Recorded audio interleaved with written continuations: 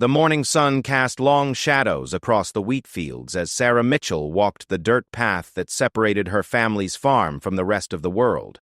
Her boots, caked with mud from the previous night's rain, made soft squelching sounds with each step.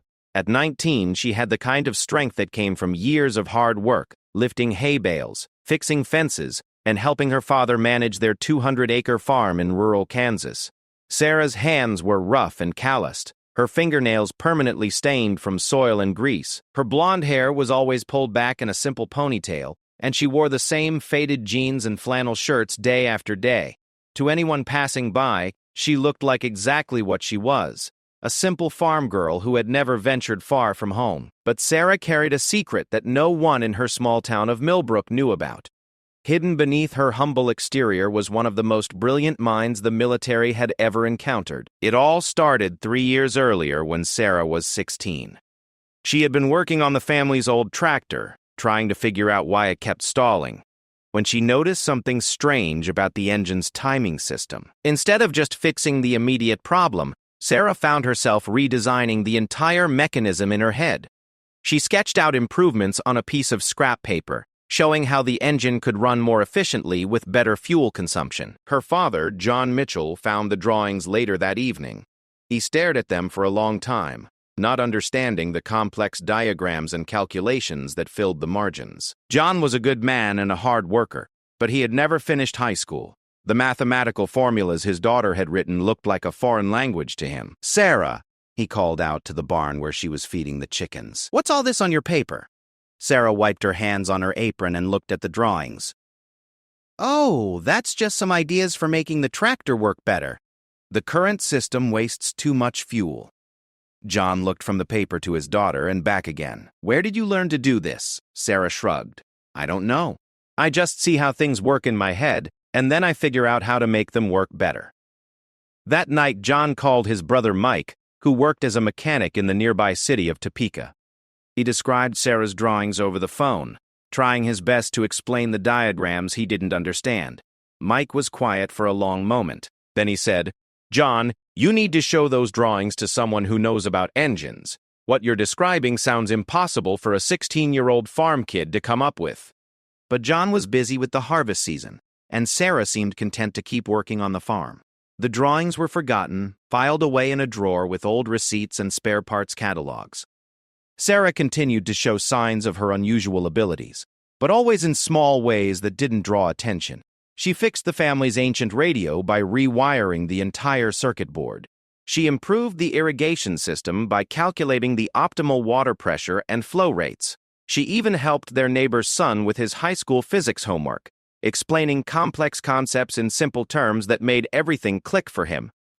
The town of Millbrook had about 800 residents, and everyone knew everyone else's business.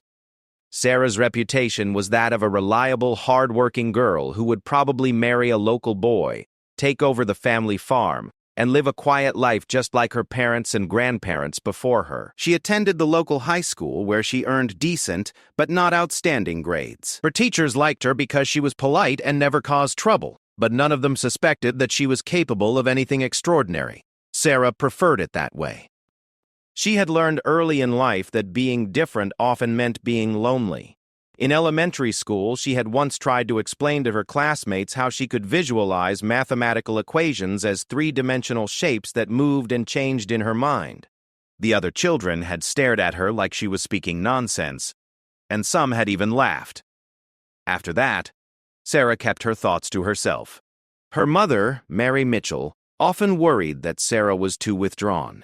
"She spends too much time alone," Mary would tell her husband. "She should be going to dances and dating boys like other girls her age." But Sarah found social situations exhausting. Small talk felt meaningless when her mind was constantly analyzing and solving problems. While other teenagers worried about clothes and celebrities, Sarah found herself thinking about things like aerodynamics, structural engineering, and advanced mathematics. She had taught herself calculus by checking out library books from the county library, working through problems late at night by lamplight after finishing her farm chores. The nearest military installation was Fort Riley, about 40 miles from Millbrook. Sarah had driven past it a few times with her father when they went to sell crops in Junction City, but she had never paid much attention to the base. She certainly never imagined that her path would cross with the military in any meaningful way. That began to change during Sarah's senior year of high school, when a series of events set in motion a chain reaction that would eventually lead her to that fateful encounter with the general. It started with Mrs. Peterson, Sarah's physics teacher. Mrs. Secondary Models. Peterson was in her first year of teaching, fresh out of college with a degree from Kansas State University. Unlike Sarah's previous teachers, Mrs. Peterson actually had a strong background in science and mathematics.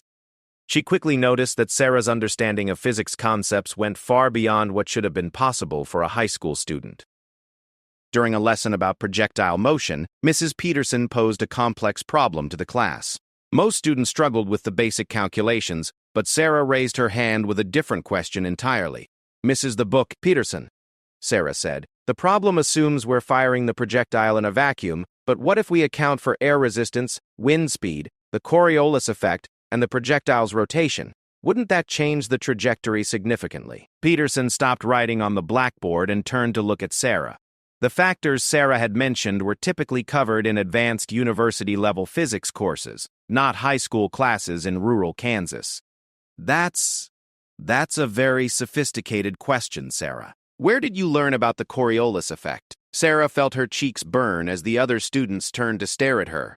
I read about it somewhere. After class, Mrs. Peterson asked Sarah to stay behind. "Sarah, I need to ask you something, and I want you to be honest with me. Have you been taking advanced physics courses somewhere else? Maybe through correspondence or online?" Sarah shook her head. "No, ma'am. I just read a lot of books from the library." Peterson studied Sarah's face, looking for signs of deception. "What kind of books?" "Physics books, engineering textbooks, mathematics journals, whatever I can find." Sarah's voice was barely above a whisper. She had never talked about her reading habits with anyone before. "Sarah, the concepts you mentioned today are typically taught at the graduate level in university. Are you telling me you taught yourself advanced physics from library books?" Sarah nodded, still not meeting Mrs. Peterson's eyes. Mrs. Peterson was quiet for a long moment. Then she walked to her desk and pulled out a piece of paper. "I want you to solve this problem," she said, writing out a complex equation. "Take your time. There's no pressure." Sarah looked at the problem. It involved calculating the optimal trajectory for a satellite launch, taking into account multiple variables including gravitational fields, atmospheric resistance, and fuel consumption.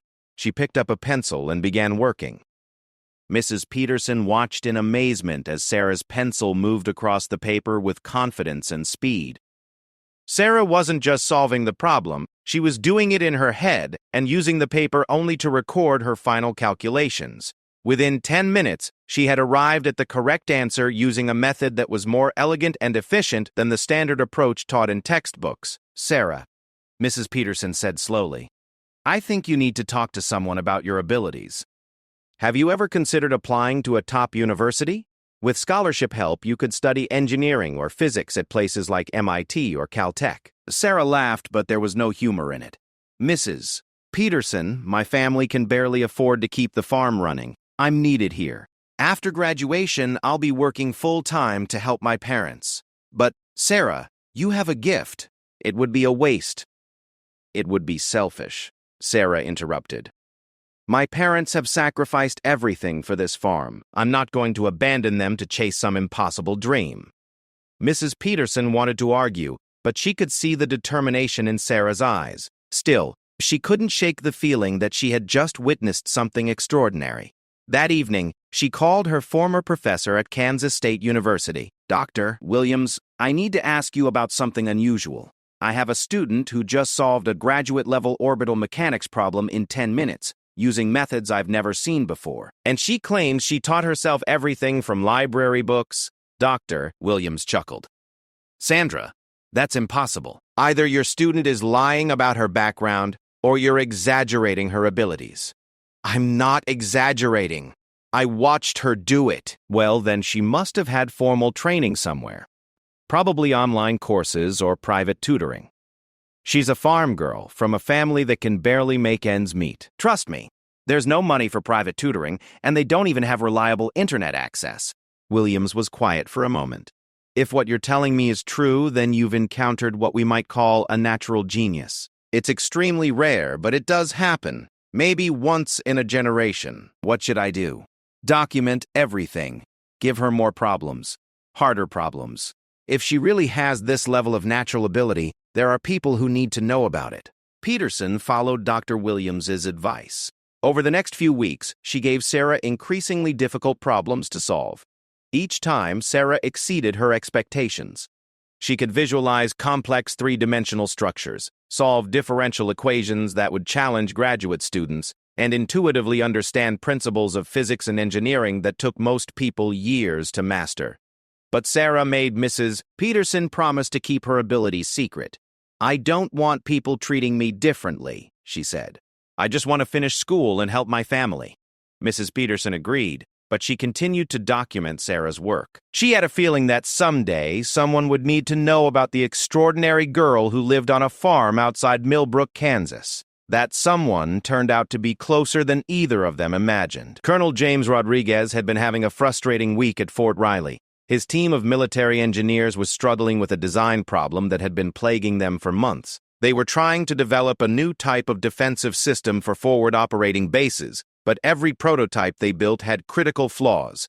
Either the system was too heavy to transport effectively, or it consumed too much power, or it couldn't withstand the harsh conditions of combat zones. The Department of Defense had invested millions of dollars in the project, and Rodriguez was under increasing pressure to produce results.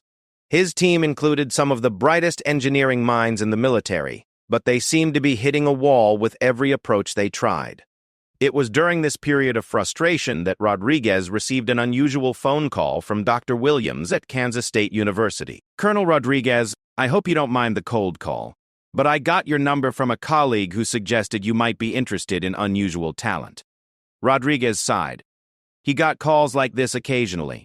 People claiming to have revolutionary ideas or miracle solutions to military problems. Most of them were either delusional or trying to sell something. Dr. Solera. "Williams, I'm pretty busy right now. What exactly are you offering?" "I'm not offering anything, Colonel." "I'm telling you about something. One of my former students is teaching at a high school near your base, and she's encountered a student with abilities that I think you should know about." Rodriguez was about to hang up when something in Dr. Williams's tone made him pause. The professor didn't sound like a crank or a salesman.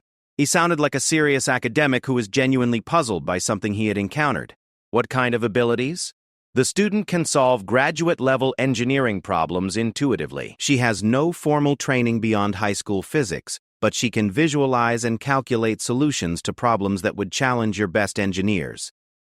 "Dr. Williams, with all due respect, I find that very hard to believe." "So did I, until I saw the documentation." "Colonel, I've been teaching physics for 20 years.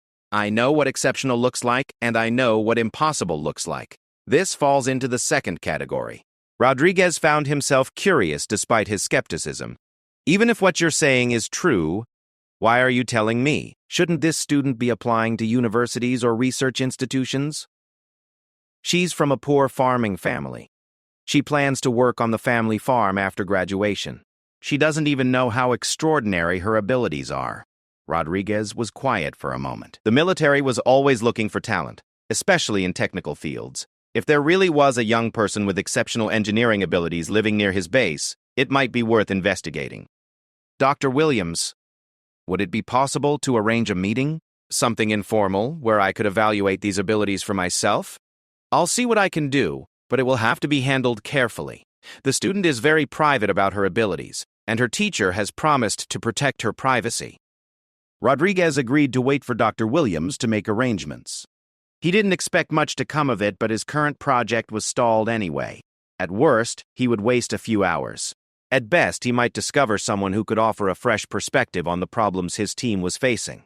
Meanwhile, Sarah continued her quiet life on the farm, unaware that powerful people were beginning to take notice of her abilities. She spent her days attending classes, doing homework, and helping with farm chores. In the evenings, she continued to read and study, driven by an insatiable curiosity about how the world worked. She had no idea that within a few weeks, her life was about to change in ways she could never have imagined. 2 weeks after Dr. Williams's phone call, Mrs. Peterson approached Sarah with an unusual request. It was a Friday afternoon, and most of the other students had already left for the day. Sarah was staying late to help Mrs. Peterson organize the science lab equipment, something she did twice a week to earn a small amount of extra credit. "Sarah, I have something to discuss with you, and I want you to hear me out before you say no." Sarah looked up from the box of microscope slides she was sorting. Mrs. Peterson's tone was serious, almost nervous, which was unusual for her normally confident teacher. "There's someone who would like to meet you, someone who works with advanced engineering problems, and who might be able to offer you opportunities that we've talked about before." Sarah set down the box and turned to face Mrs. Peterson fully. "What kind of opportunities? And who is this person?" Mrs. Peterson took a deep breath. "His name is Colonel Rodriguez, and he works at Fort Riley. Before you panic, this isn't about joining the military. He's heard about your abilities through an academic contact, and he's interested in meeting you informally to discuss some technical problems his team is working on." Sarah felt a familiar wave of anxiety wash over her. "Mrs. Peterson, I told you I don't want people knowing about what I can do. My life is complicated enough already. Sarah, you have a gift that could change the world. Don't you think you owe it to yourself and to everyone else to at least explore what that might mean?" Sarah walked to the window and looked out at the parking lot, where her father's old pickup truck was waiting to take her home. John Mitchell sat behind the wheel, probably reading one of his farming magazines while he waited. He had been picking her up every day since their family car had broken down the previous month. They couldn't afford to fix it, so Sarah had to depend on rides from her father or walk the 6 miles to school. "What would my parents think if they knew I was meeting with military officers? They'd worry that I was getting ideas above my station, that I was going to abandon them and the farm." Mrs. Peterson joined Sarah at the window. "Sarah, your parents love you. They want what's best for you, even if they don't fully understand your potential. And this meeting doesn't commit you to anything. It's just a conversation." Sarah was quiet for a long moment, watching her father turn a page in his magazine. John Mitchell was 53 years old, and he looked older. Years of hard physical labor and financial stress had taken their toll. His hands were permanently stained from engine grease and soil, just like Sarah's. His back ached every morning from lifting heavy equipment. The farm provided a bare subsistence living, and John knew that one bad harvest or major equipment failure could destroy everything he had worked for. "If I meet with this colonel, what exactly would we talk about?" "He has some technical problems that his engineering team has been struggling with. He'd like to get your perspective on possible solutions." "Peterson, these are probably military secrets. I'm just a high school student from a farm. I don't have security clearances or anything like that. Colonel Rodriguez understands all of that. He's not going to share classified information with you. But apparently, the basic principles involved in their problems aren't classified, and he thinks a fresh perspective might help." Sarah turned away from the window and looked at Mrs. Peterson. "You really think this is important?" "Sarah, I think this could be the most important opportunity you'll ever have." That evening, Sarah sat with her parents at the kitchen table, picking at her dinner of fried chicken and mashed potatoes. The house was small and plain, with furniture that had been purchased decades earlier and carefully maintained ever since. The walls were decorated with family photographs and John's high school diploma. There was no college degree hanging next to it. John had left school at 17 to take over the farm when his own father had died unexpectedly. "Dad," Sarah said finally, "I've been asked to meet with someone about some technical problems, someone who thinks I might be able to help." "What kind of technical problems? And who's asking?" Sarah explained about Mrs. Tebbs. Peterson's conversation, carefully avoiding any mention of her unusual abilities. She presented it as an opportunity to earn some extra money by helping with basic engineering questions. Mary Mitchell frowned. "Sarah, honey, you're still in high school. What could you possibly know about engineering that trained professionals don't know?" "I don't know, Mom, but Mrs. Peterson thinks it's worth exploring, and we could use the money." John set down his fork and studied his daughter's face. Sarah had always been the smartest person he knew, even if he didn't always understand the things she said. When she was 12, she had redesigned their chicken coop to be more efficient and easier to clean. When she was 14, she had figured out why their well pump kept failing, and had come up with a solution that saved them hundreds of dollars in repair costs. Sarah, is this something you want to do? Sarah hesitated. The honest answer was that she was terrified and excited in equal measure. The thought of discussing complex technical problems with professional engineers was both thrilling and intimidating. But she also knew that this might be her only chance to use her abilities in a meaningful way. I think so, Dad. I'd like to try. John nodded slowly. Then we'll make it work. When and where is this meeting? The meeting was arranged for the following Saturday afternoon at a small coffee shop in Junction City, halfway between Millbrook and Fort Riley. Peterson would drive Sarah to the meeting and stay nearby in case Sarah needed support or wanted to leave early. Colonel Rodriguez had chosen the location carefully. He wanted Sarah to feel comfortable and unthreatened, and a casual meeting in a public place seemed less intimidating than bringing her onto a military base. He had also decided to come alone, without any of his engineering team, to avoid overwhelming her with too many strangers. On Saturday morning, Sarah changed clothes 3 times before settling on her best jeans and a clean white blouse. She braided her hair more carefully than usual and even put on a small amount of makeup, something she rarely bothered with. She was nervous about making a good impression, even though she wasn't entirely sure what kind of impression she wanted to make. The drive to Junction City took 40 minutes, and Mrs. Peterson spent most of it trying to reassure Sarah while also preparing her for what to expect. Remember, this is just an informal conversation. Colonel Rodriguez isn't trying to recruit you or pressure you into anything. He's genuinely curious about your abilities, and he has some problems that he thinks you might find interesting. What if I can't solve his problems? What if I'm not as smart as you think I am? Peterson glanced at Sarah in the passenger seat. Sarah, I've seen what you can do. Trust yourself. They arrived at the coffee shop a few minutes early and found a table near the window. Sarah ordered hot chocolate and sat nervously stirring it while watching the parking lot for Colonel Rodriguez's arrival. At exactly 2 p.m., a man in casual civilian clothes walked through the door and looked around the coffee shop. He was about 40 years old, with short gray hair and the kind of confident posture that suggested military training. When he spotted Mrs. Peterson waving from their table, he walked over with a friendly smile. Mrs. Peterson? I'm James Rodriguez. Thank you for arranging this meeting. Peterson stood to shake his hand. Colonel Rodriguez, this is Sarah Mitchell. Sarah stood as well, feeling awkward and unsure of herself. Rodriguez's handshake was firm but not intimidating, and his smile seemed genuine. Sarah, it's a pleasure to meet you. Thank you for taking the time to talk with me. They sat down, and Rodriguez ordered coffee while making small talk about the weather and the drive from Fort Riley. Sarah found herself relaxing slightly. Whatever she had expected from a military officer, Rodriguez seemed more like a friendly uncle than an intimidating authority figure. So, Rodriguez said after his coffee arrived, Mrs. Peterson tells me you have an interest in engineering and physics. Sarah glanced at Mrs. Peterson, who nodded encouragingly. I guess so. I like solving problems and figuring out how things work. What kind of problems have you worked on? Sarah described some of the projects she had done around the farm, improving the tractor engine, redesigning the irrigation system, fixing the radio. She spoke hesitantly at first, but as Rodriguez asked thoughtful questions and seemed genuinely interested in her answers, she began to open up. That's impressive work, Rodriguez said when she had finished. It sounds like you have good practical instincts for engineering. I wonder if you might be interested in looking at a theoretical problem my team has been working on. Rodriguez pulled a folder from his briefcase and opened it on the table. Inside were several technical drawings and photographs showing what appeared to be some kind of modular shelter system. We're trying to design portable defensive structures for military bases in remote locations. The challenge is that they need to be lightweight enough to transport by helicopter, strong enough to withstand explosive impacts, and quick enough to assemble that they can be deployed in emergency situations.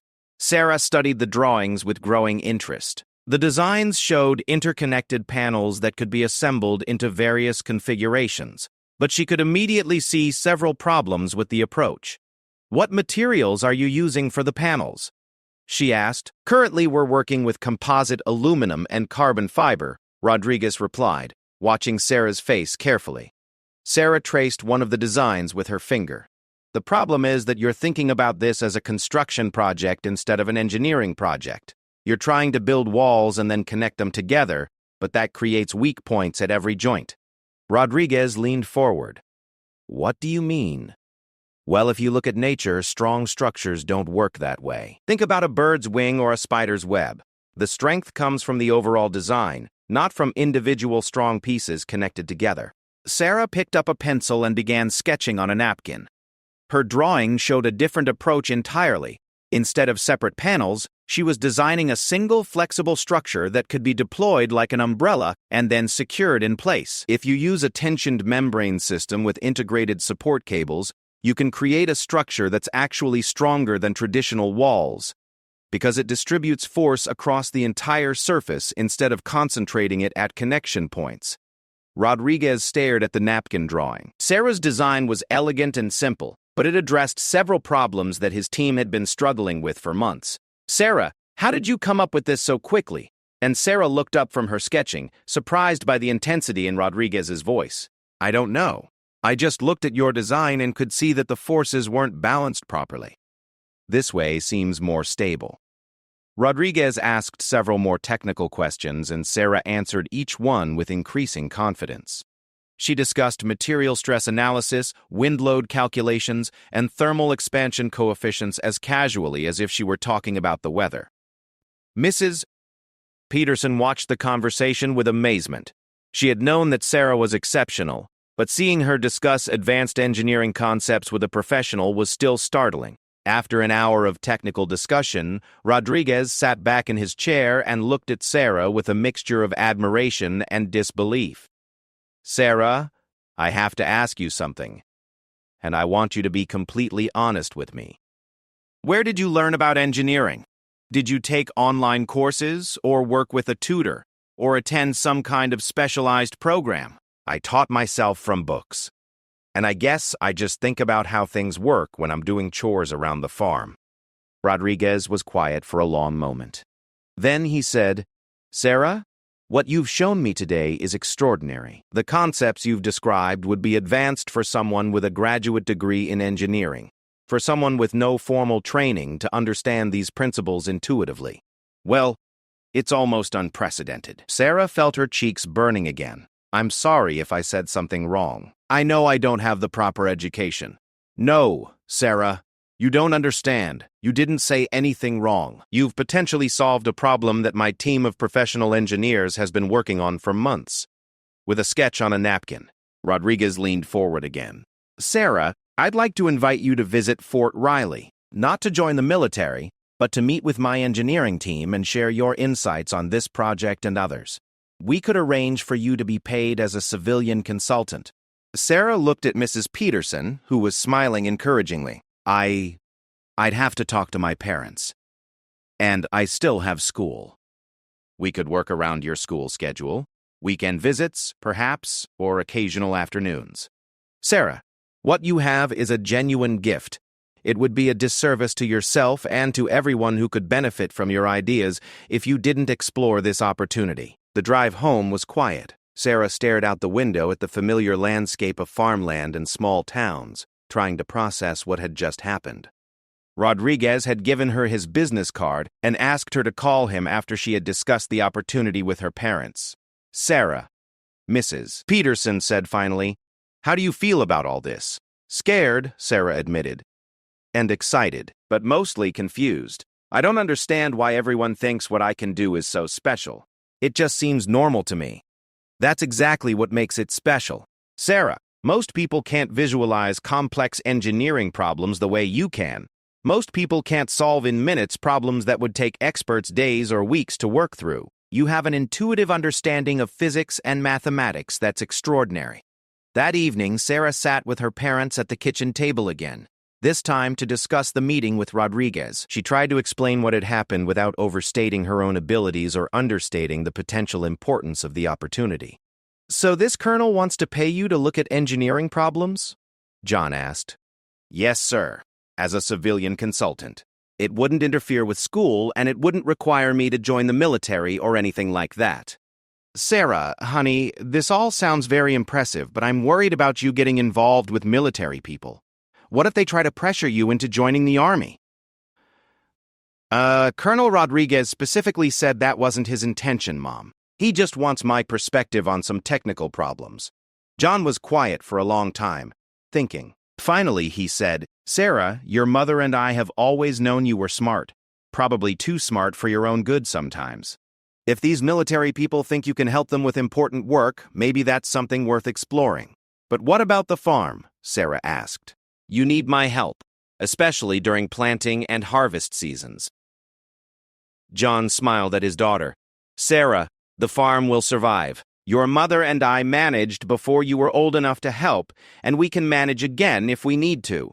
What matters is that you have a chance to do something meaningful with your abilities. Mary reached across the table and squeezed Sarah's hand. Your father's right. We've always wanted what's best for you, even if what's best turns out to be different from what we expected. That night, Sarah lay in bed staring at the ceiling, unable to sleep. Through her bedroom window, she could see the lights of Fort Riley glowing faintly on the horizon. For 19 years, those lights had been part of the distant background of her life. Now they represented a doorway to possibilities she had never imagined. She thought about the napkin sketch she had drawn that afternoon and about the look of amazement on Rodriguez's face when she had explained her ideas. For the first time in her life, someone had listened to her technical thoughts without dismissing them as too complicated or impractical. Maybe Mrs. Peterson was right. Maybe this was the most important opportunity she would ever have. Sarah's first visit to Fort Riley took place on a crisp Saturday morning in early March. Mrs. Peterson had offered to drive her again, but Sarah had decided to take the bus instead.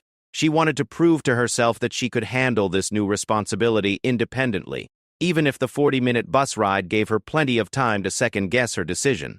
Fort Riley was larger than she had expected. The bus dropped her off at the main gate, where Colonel Rodriguez was waiting with a temporary visitor's badge and a warm smile. As they walked through the security checkpoint, Sarah tried not to stare at the soldiers in uniform, the military vehicles, and the general atmosphere of organized efficiency that was so different from anything in her small farming community. Nervous? Rodriguez asked as they climbed into his military jeep. A little, Sarah admitted. I've never been on a military base before. Well, today you're just visiting some engineers who have some interesting problems to solve. Think of it as an advanced physics lab, not a military facility. Rodriguez drove her to a large concrete building with small windows and multiple antennas on the roof.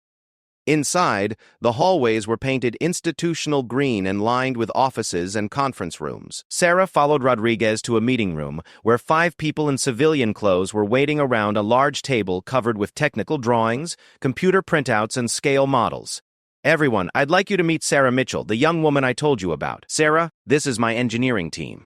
The introductions went quickly. Dr. Lisa Chen, a material scientist with a PhD from Stanford. Captain Mike Torres, a structural engineer who had worked on bridge construction before joining the Army. Dr. K.Eb Zimmo. Robert Kim, a computer modeling specialist. Lieutenant Sarah Park, a recent graduate from West Point with a degree in mechanical engineering. And Chief Warrant Officer Dave Johnson, a practical engineer with 20 years of experience building and maintaining military equipment. Sarah shook hands with each team member, feeling increasingly intimidated. These were serious professionals with advanced degrees and years of experience. What could a farm girl from Kansas possibly offer to such a group? Dr. Chen seemed to sense Sarah's nervousness. Sarah, Colonel Rodriguez showed us your initial design concepts for the portable shelter system. We're all very impressed with your approach. It's quite innovative. Thank you, Sarah said quietly. But I'm sure you've already thought of much better solutions. Captain Torres laughed. Actually, we haven't. We've been working on this problem for 8 months, and we've built dozens of prototypes. None of them have been satisfactory. Your design addresses several issues that we've been struggling with. Rodriguez gestured for everyone to sit down around the table. Sarah, I thought it would be helpful for you to see what we've tried so far, and then maybe you could share your thoughts on improvements. For the next hour, the team walked Sarah through their previous attempts at solving the portable shelter problem. They showed her photographs of prototypes that had failed stress tests, computer models that predicted structural weaknesses, and cost analyses that showed their designs were too expensive to manufacture. Sarah listened carefully, asking occasional questions and taking notes on a small pad of paper. As the team described each failed attempt, she began to understand the full complexity of the challenge they were facing. The shelters needed to meet multiple contradictory requirements. They had to be light enough for helicopter transport, but strong enough to stop bullets and shrapnel. They had to be quick to assemble, but secure enough to withstand high winds and extreme temperatures. They had to be large enough to provide meaningful protection, but compact enough to fit in limited storage space.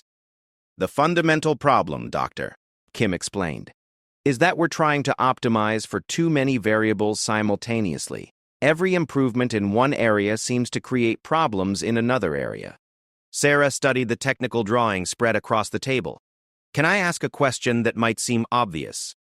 Of course, Rodriguez said. Why are you trying to design one shelter that does everything? What if you designed a modular system where different components handle different functions? Lieutenant Park frowned. We discussed modular approaches early in the project, but they tend to be more complex to manufacture and deploy. Sarah picked up a pencil and began sketching on her notepad. But what if the modules weren't separate structures? What if they were integrated layers of the same structure? She drew a quick diagram showing what looked like a 3-layer sandwich. The outer layer handles ballistic protection. The middle layer provides structural strength, and the inner layer manages environmental control. Each layer can be optimized for its specific function without compromising the others. Chen leaned forward to look at Sarah's sketch. That's an interesting concept, but how would you integrate the layers? And how would that solve the weight problem? Sarah continued drawing, her pencil moving quickly across the paper. You use the same principle as a bird's bone structure, hollow cores with strategic reinforcement points. The layers share structural loads, so each individual layer can be lighter than a single function design. Captain Torres studied the sketch. Sarah, this looks like a biomimetic approach. Have you studied biological engineering? Sarah shook her head. I just notice how nature solves similar problems. Bird bones are incredibly strong but also incredibly light. Honeycomb structures provide maximum strength with minimum material. Spiderwebs distribute stress across the entire structure instead of concentrating it at weak points. Chief Warrant Officer Johnson had been quiet during most of the technical discussion, but now he spoke up. Sarah, I've been building things for 20 years, and I can tell you that the prettiest designs don't always work in the real world. How would soldiers actually assemble something like this in the field, probably at night, possibly under fire? Sarah looked at Johnson thoughtfully. That's a really good point. The assembly process has to be intuitive, not technical. She started a new sketch. What if the structure deployed automatically, like a spring-loaded tent? The soldiers would just have to position it and secure it, not actually build it. Like a pop-up tent? Lieutenant Park asked. More like a combination of a pop-up tent and an umbrella. The structural framework would be pre-stressed to deploy into the correct configuration automatically. The soldiers would only need to anchor it and activate the protective systems. Dr. Kim was taking notes as Sarah talked. That would certainly simplify field deployment, but how would you handle transport and storage? A pre-stressed structure would take up more space than a flat-pack design. Sarah thought for a moment. You could design the transport configuration to be functional as well as compact. What if the folded structure served as a transport container for other equipment? That way, the space wouldn't be wasted. The room fell silent as the engineering team absorbed Sarah's suggestions. Rodriguez could see that his colleagues were impressed, but he could also see that they were struggling to understand how a teenager with no formal training could propose solutions to problems they had been working on for months. Dr. Chen was the first to speak. Sarah, these are sophisticated concepts. Where did you get the idea for using biomimetic design principles? I spend a lot of time outdoors on the farm, Sarah explained. I notice how plants and animals solve problems, and I think about whether those solutions could work for human engineering challenges. Have you studied materials science? Captain Torres asked. Your comments about layered structures suggest familiarity with composite material theory. I read about different materials in library books, but I don't have formal training in materials science. The team exchanged glances. Rodriguez could see that they were having the same reaction he had experienced during his first meeting with Sarah. A combination of amazement and disbelief. Sarah, Dr. Chen said carefully, Would you be willing to work with us to develop these concepts further? We could provide you with detailed technical specifications for materials and manufacturing constraints, and you could help us refine the design approach. I'd like that, Sarah said, but I should probably mention that I don't know how to use CAD software or advanced modeling programs. Chief Warrant Officer Johnson smiled. Sarah, software is just a tool. What you have is much more valuable. The ability to visualize solutions. We can handle the software. Over the next several hours, the team worked with Sarah to develop her initial concepts into more detailed design proposals. Sarah's role was to suggest approaches and modifications, while the professional engineers translated her ideas into technical specifications and mathematical models. The collaboration was unlike anything the team had experienced before. Sarah's suggestions often challenged their assumptions about what was possible or practical, forcing them to reconsider approaches they had dismissed earlier. At the same time, their technical expertise helped Sarah understand the real-world constraints that any design would need to satisfy. By late afternoon, they had developed a preliminary design that incorporated Sarah's biomimetic approach with the team's technical requirements. The new shelter system was lighter, stronger, and easier to deploy than any of their previous prototypes. This is remarkable work, Rodriguez said as they reviewed the day's progress. Sarah, you've helped us make more progress today than we've made in the past 2 months. Sarah felt a warm glow of satisfaction. For the first time in her life, she had been able to use her abilities to contribute to something important and meaningful. The engineering team had treated her as an equal partner, respecting her ideas and building on her suggestions rather than dismissing them as impractical. What happens next? She asked. We'll build a prototype based on today's design work, Chen explained. It will take us about 2 weeks to fabricate the components and assemble a test model. Then we'll run stress tests, environmental tests, and deployment tests to see how well the design performs. Would you like to be here for the testing? Rodriguez asked. Sarah's eyes lit up. Could I? I mean, would that be allowed?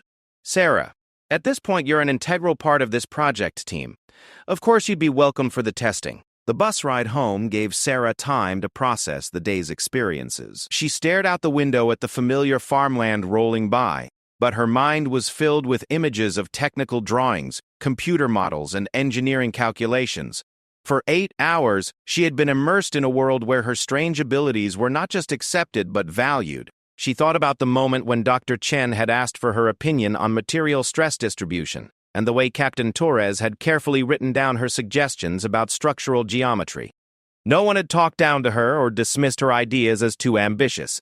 They had treated her like a professional colleague, even though she was still wearing her best jeans and a simple cotton blouse instead of the business attire worn by the other team members. When Sarah arrived home, her parents were waiting in the kitchen with dinner and questions about her day. How did it go? Mary asked. Were the military people nice to you? It went really well, Mom. They're not military people. Exactly, they're engineers and scientists who happen to work for the military. And they were very nice. John studied his daughter's face. Sarah looked happier and more energetic than he had seen her in months. Did you get to help them with their technical problems? I think so. We worked on a design for portable shelters, and I was able to suggest some improvements. They're going to build a prototype based partly on my ideas. That's wonderful, honey, Mary said. Are you going to work with them again?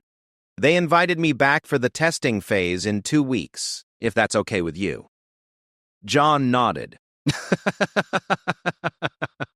Sarah, if these people value your contributions, then you should definitely continue working with them. That evening, Sarah called Mrs. Peterson to update her on the day's events. Mrs. Peterson had been waiting anxiously to hear how the meeting had gone, and she was thrilled to learn that Sarah's contributions had been so well received. Sarah, this is exactly what I hoped would happen. You're finally getting a chance to use your abilities in a setting where they can make a real difference. Peterson, I have to admit, it felt really good to be able to contribute to something important. For the first time, I felt like my weird way of thinking about problems was actually useful. Your way of thinking isn't weird, Sarah. It's exceptional. And now you're beginning to understand what that means. Over the next 2 weeks, Sarah found it difficult to concentrate on her regular schoolwork. Her mind kept returning to the shelter design project, wondering how the prototype testing would go and what challenges might arise during fabrication. She caught herself sketching modifications and improvements in the margins of her notebooks, much to the confusion of her other teachers. Mrs. Peterson noticed Sarah's distraction but chose not to comment on it. She could see that Sarah was experiencing something she had never felt before, the excitement of being intellectually challenged and professionally respected. It was a transformation that Mrs. White Peterson had hoped to see, and she was pleased that it was happening in such a positive environment. The call from Colonel Rodriguez came on a Thursday afternoon, just as Sarah was finishing her chores in the barn. "Sarah, I have some very good news. We've completed the prototype of the shelter system based on your design concepts, and the initial tests have exceeded all our expectations." Sarah felt her heart skip a beat. Really? It actually worked? Better than worked. The prototype is 30% lighter than our previous best design, 40% faster to deploy, and significantly stronger in stress tests. Sarah, you've helped us create something that could save lives. Sarah sat down on a hay bale, suddenly feeling weak in the knees. I can't believe it actually worked. Sarah, there's something else I need to tell you. Word about this project has reached some very high levels in the Defense Department. There are people in Washington who want to meet you. What kind of people? Senior officials who oversee military research and development. They're interested in other projects that might benefit from your unique perspective. Sarah was quiet for a moment, trying to process this information. Colonel Rodriguez, are you saying that this is becoming bigger than just one project? Sarah, what you've demonstrated is a level of intuitive engineering ability that's extremely rare. The Defense Department invests billions of dollars in research and development, and much of that investment goes towards solving exactly the kinds of problems that seem to come naturally to you. Sarah looked out through the barn door at the familiar landscape of her family's farm. 2 weeks ago, her biggest concern had been whether they could afford to repair the irrigation system before planting season. Now she was being told that senior government officials wanted to meet with her about multiple defense projects. Colonel Rodriguez, this is all happening very fast. I'm not sure I'm ready for meetings with people in Washington. Sarah, I understand that this feels overwhelming, but I want you to consider something. The work you're doing isn't just about solving technical problems. It's about developing capabilities that could protect soldiers in combat, improve disaster response, and advance scientific knowledge. Your contributions could have implications far beyond anything we've discussed so far. That night, Sarah lay in bed staring at the ceiling again, but this time her thoughts were very different from those she had experienced a few weeks earlier. The distant lights of Fort Riley no longer represented unknown possibilities. They represented a doorway that she had already walked through, and beyond which lay responsibilities and opportunities that she was only beginning to understand. 3 weeks later, Sarah found herself on an airplane for the first time in her life, flying from Kansas City to Washington, D.C.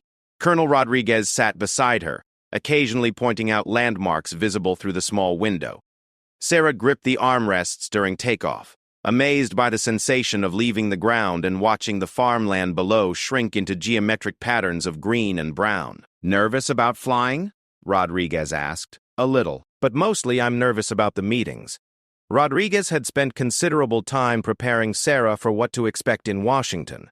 The Pentagon's Advanced Research Projects Division had arranged a series of meetings with senior officials who wanted to assess Sarah's abilities and discuss potential applications for ongoing defense research programs. Remember, Sarah, these people are just curious about what you can do.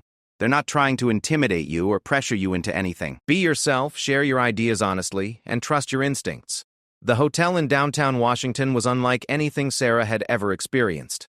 The lobby had marble floors, crystal chandeliers, and uniformed staff who seemed to anticipate every need.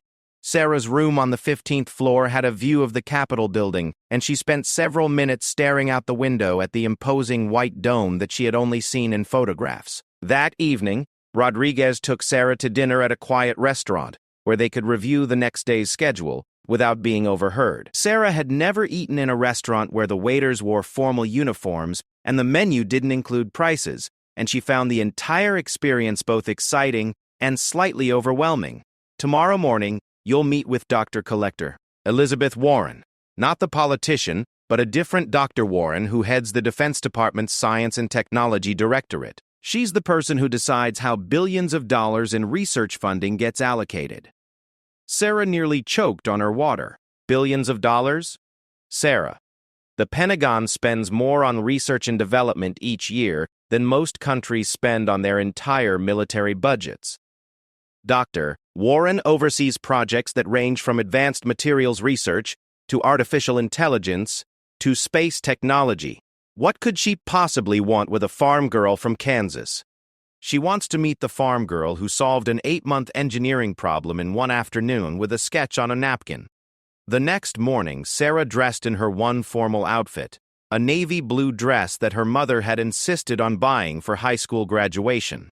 She felt awkward and overdressed, but Rodriguez assured her that she looked professional and appropriate. The Pentagon was even more imposing than Sarah had expected. The building seemed to stretch on forever, with identical corridors branching off in all directions. Rodriguez guided her through multiple security checkpoints, past dozens of uniformed personnel, and finally to an elevator that required a special key card to operate. Warren's office was on the 3rd floor behind a door marked only with a number and a small nameplate. The office itself was surprisingly modest: a desk, several chairs, and walls lined with bookshelves and framed photographs of military equipment and scientific facilities. Dr. Elizabeth Warren was a woman in her early 50s, with gray hair pulled back in a professional bun and intelligent eyes that seemed to take in everything at once. She stood when Sarah and Rodriguez entered, extending her hand with a warm smile. "Sarah, it's a pleasure to meet you. Colonel Rodriguez has told me remarkable things about your work." "Thank you, ma'am. I'm honored to meet you." They sat around a small conference table, and Dr. Pokes Warren opened a thick folder filled with technical documents. "Sarah, I've reviewed the documentation from your shelter project, and I must say your approach is quite innovative. But before we discuss specific projects, I'd like to understand more about how you think through technical problems." Warren pulled out a photograph showing what appeared to be a damaged military vehicle. "This is a Bradley fighting vehicle that was hit by an improvised explosive device in Afghanistan. The crew survived, but the vehicle was severely damaged. If you were tasked with improving the vehicle's protection against this type of attack, how would you approach the problem?" The explosion had torn through the vehicle's underside, creating a large hole and extensive collateral damage. She could see that the force of the blast had traveled upward through the crew compartment. The current design tries to stop the explosion with thick armor plating, but that doesn't really work because the force has to go somewhere. It's like trying to stop a river with a dam. The water just builds up pressure until it finds another way through. "What would you recommend instead?" Sarah thought for a moment, visualizing the physics of the explosion and its interaction with the vehicle structure. "You need to redirect the force instead of trying to stop it. Think about how a seashell protects the creature inside. It's not about thick walls, it's about curved surfaces that deflect impact forces away from vulnerable areas." She picked up a pen and began sketching on the back of the photograph. "If you redesign the hull with specific geometric curves, you can channel the explosion's force around the crew compartment instead of through it. The armor doesn't need to be thicker, just shaped more intelligently." Dr. Warren studied Sarah's sketch with interest. "That's a fascinating approach. Have you considered the practical challenges of manufacturing curved armor plates, or the impact on vehicle weight and mobility?" "The curves don't have to be complex," Sarah explained, continuing to draw. "You could achieve the same effect with angled flat plates arranged in a specific pattern. It would be easier to manufacture and wouldn't significantly increase weight." Dr. Dautier was munched in with a badger by 7 meters above them. Warren made some notes in her folder. "Sarah, that's the kind of fresh thinking we need in defense research. You're approaching the problem from a different angle than our traditional methods." They spent the next hour discussing various technical challenges, from satellite communications to drone design to advanced materials research.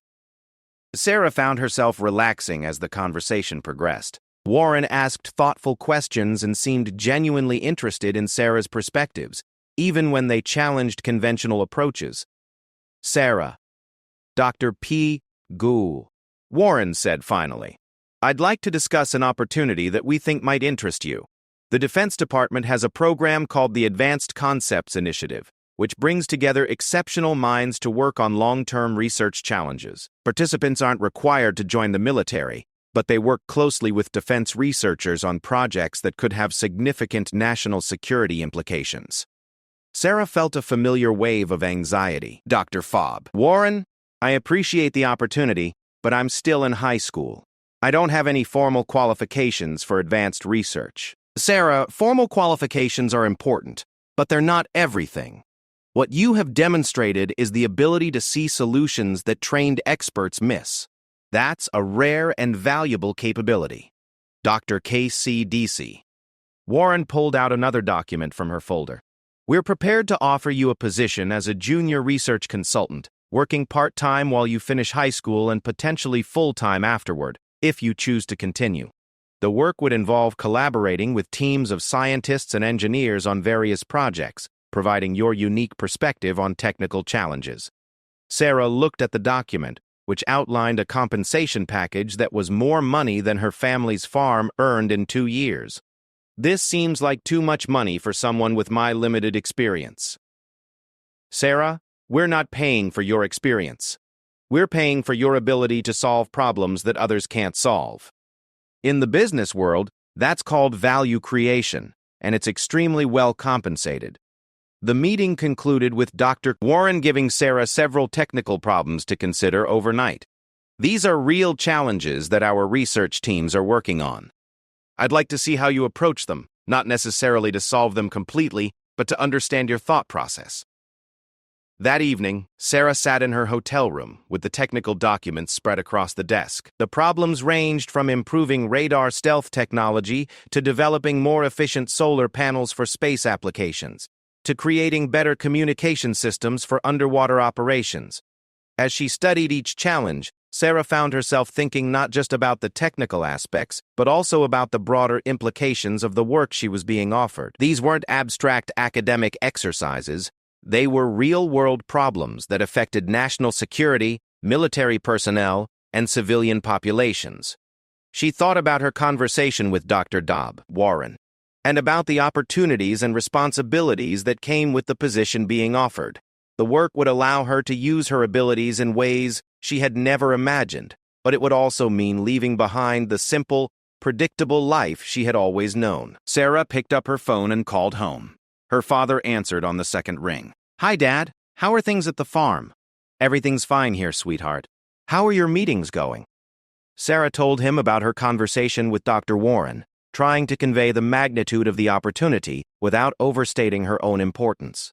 John listened quietly, occasionally asking questions about the technical aspects that he didn't fully understand. Sarah, he said finally, this sounds like an incredible opportunity. Are you interested in accepting it? I think so, Dad, but I'm worried about leaving you and Mom to handle the farm alone. And I'm scared about whether I'm really capable of doing this kind of advanced work. John was quiet for a moment. Then he said, Sarah, your mother and I have known since you were a little girl that you were destined for something bigger than our small farm. We've just been waiting for you to figure out what that something was. But what about the farm? The farm will survive, one way or another.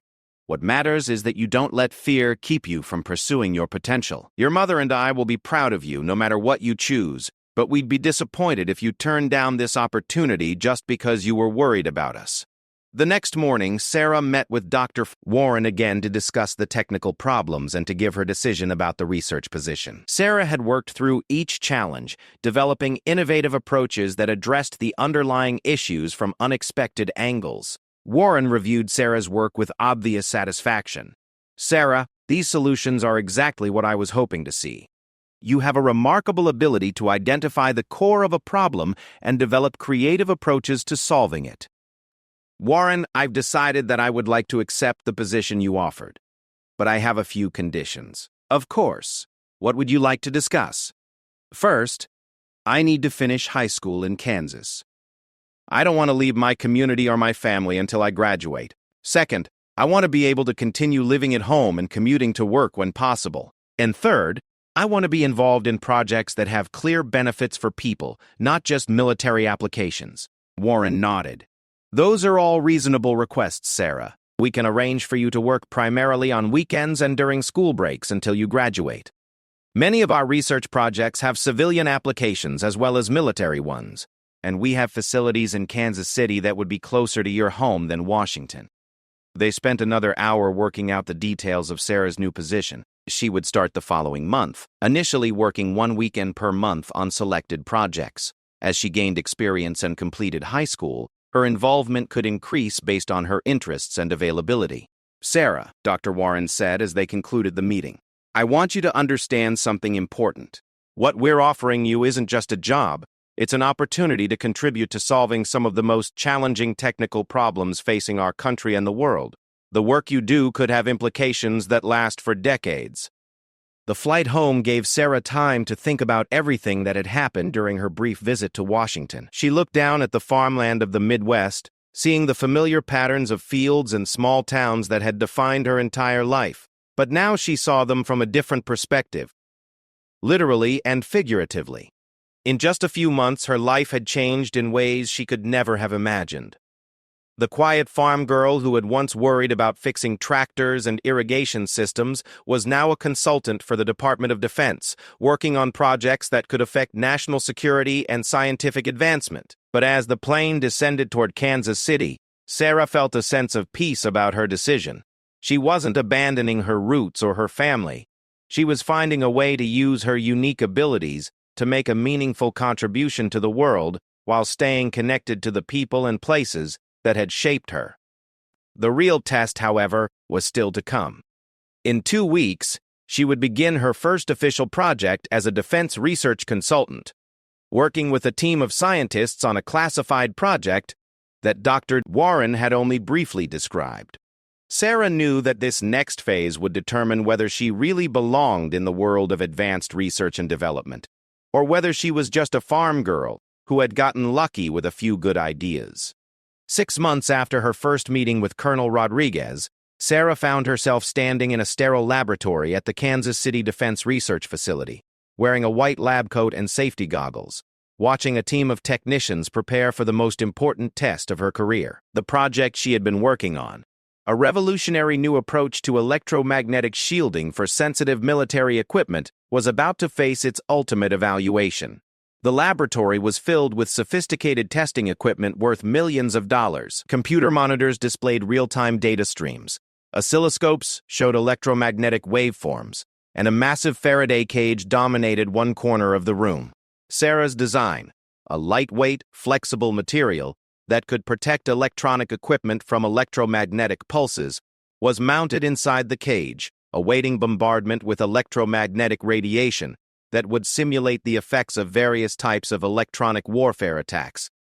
Dr. Jennifer Martinez, the project's lead scientist, stood beside Sarah at the control console. Are you ready for this, Sarah? 6 months of work comes down to the next 60 seconds. Yes, Sarah nodded, trying to control the nervous energy that was making her hands shake slightly. I'm ready. The team had assembled for this test included some of the most senior researchers at the facility, along with several military officials who had flown in from Washington specifically to observe the results. Sarah recognized General Patricia Hayes, a 3-star general who served as the Director of Defense Research and Engineering. General Hayes had the kind of stern, intimidating presence that came from decades of military command, and she had made it clear that she was skeptical about the value of consulting with civilian researchers, especially one as young and inexperienced as Sarah. Dr. Martinez, General Hayes said in a voice that carried easily across the large laboratory, remind me why we're betting millions of dollars on technology developed by a teenager with no formal training in electromagnetic theory. Martinez glanced at Sarah, who had grown accustomed to such skepticism over the past several months. General Hayes, Sarah's approach to electromagnetic shielding is fundamentally different from traditional methods. Instead of trying to block electromagnetic radiation with heavy metallic barriers, she's developed a material that redirects and dissipates electromagnetic energy using principles borrowed from natural phenomena. Natural phenomena? Sarah stepped forward, despite her nervousness. General Hayes, I noticed that certain types of tree bark can protect the interior wood from lightning strikes by channeling electrical energy around the trunk instead of through it. I wondered if we could replicate that effect with synthetic materials. General Hayes looked at Sarah with obvious skepticism. Young lady, electromagnetic pulse weapons are somewhat more sophisticated than lightning strikes. Yes, ma'am, but the underlying physics are similar. Both involve electromagnetic energy that needs to be managed and redirected. The general turned to Dr. Martinez. Has this approach been validated by computer modeling? Extensively, General. Sarah's design concepts have been tested through multiple modeling programs, and the theoretical performance exceeds anything we've achieved with conventional approaches. Theoretical performance is different from real-world results, General Hayes replied curtly. Let's see if this farm girl's intuition actually works when subjected to rigorous testing. Sarah felt her cheeks burn at the dismissive tone, but she forced herself to remain calm and professional. Over the past 6 months, she had encountered numerous people who questioned her capabilities based on her age and background. Some had been genuinely curious about her unconventional approach to problem-solving, while others seemed determined to prove that her early successes had been lucky accidents. The testing process began with baseline measurements. The technicians activated various electromagnetic sources, measuring the radiation levels inside the Faraday cage without Sarah's shielding material in place. The computer systems recorded the intensity and frequency characteristics of the electromagnetic environment that the shielding material would need to handle. Baseline measurements complete, announced Dr. Kim Patterson, the facility's senior test engineer. Installing test material now. Sarah watched as technicians carefully positioned her shielding material, a flexible panel that looked deceptively simple compared to the complex testing equipment surrounding it. The material was thin, lightweight, and almost fabric-like in appearance. To casual observation, it looked nothing like the heavy metallic shielding traditionally used for electromagnetic protection. Material in position. Beginning low-level testing sequence. The first tests involved relatively weak electromagnetic pulses, similar to what might be encountered near radio transmitters or radar installations. Sarah's material performed exactly as predicted, reducing electromagnetic penetration by more than 90% while adding minimal weight or bulk to the protected equipment. Impressive results on the low-level tests, Dr. Martinez announced. Moving to intermediate-level testing. The intermediate tests simulated more severe electromagnetic environments, including the effects of powerful jamming systems and electronic warfare equipment. Again, Sarah's material exceeded performance expectations, maintaining its protective capabilities while remaining flexible and lightweight. General Hayes studied the data displays with a frown that seemed to deepen with each successful test result. These results seemed too good to be true. Are we certain that the testing equipment is calibrated correctly? Dr. Patterson double-checked his instruments. All equipment is functioning within normal parameters, General. The performance data is accurate. Proceed with high-level testing, General Hayes ordered. The high-level tests were designed to simulate the most extreme electromagnetic threats that military equipment might encounter, including electromagnetic pulse weapons and high-powered microwave systems. These were the conditions that had defeated previous attempts at lightweight electromagnetic shielding. Beginning high-level test sequence, Dr. Patterson announced. All personnel should ensure proper safety equipment is in place. Sarah felt her heart racing as the powerful electromagnetic generators activated. This was the moment that would determine whether her unconventional approach could really outperform decades of traditional engineering research. The computer monitors showed electromagnetic energy levels climbing rapidly as the test equipment reached full power. For the first 30 seconds, Sarah's material continued to perform well, maintaining its protective effectiveness even under the extreme conditions. But then something unexpected happened. Martinez, Dr. Patterson called out with excitement in his voice. I'm seeing something unusual in the data stream. What kind of unusual?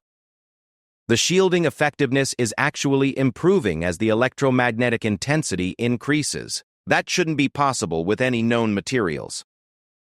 General Hayes strode over to look at the data displays. Explain what you're seeing.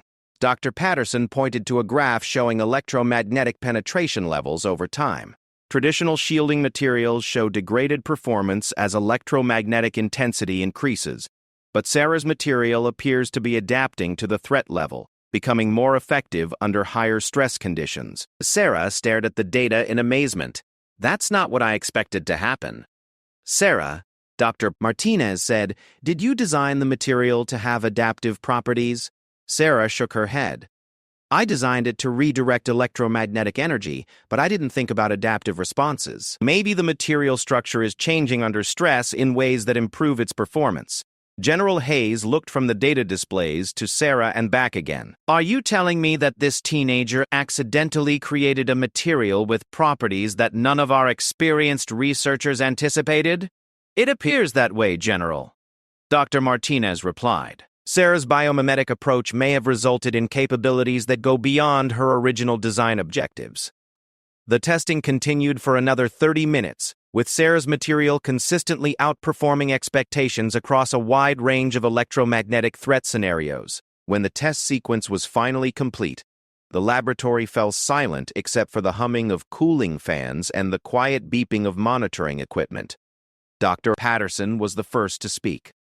"Ladies and gentlemen, we have just witnessed the most successful electromagnetic shielding test in the history of this facility. Sarah's material provides protection levels that are 3 to 5 times better than our best previous results, while weighing less than half as much." General Hayes studied the final data summary for several minutes before looking up at Sarah. "Miss Mitchell, I owe you an apology. When I arrived here this morning, I was prepared to recommend terminating this project as a waste of resources. Instead, I find myself looking at technology that could revolutionize electromagnetic protection for our military systems." Sarah felt a mixture of relief and vindication, but also a growing sense of responsibility. "General Hayes, what happens now?" "Now, Miss Mitchell, we need to discuss the implications of what you've created.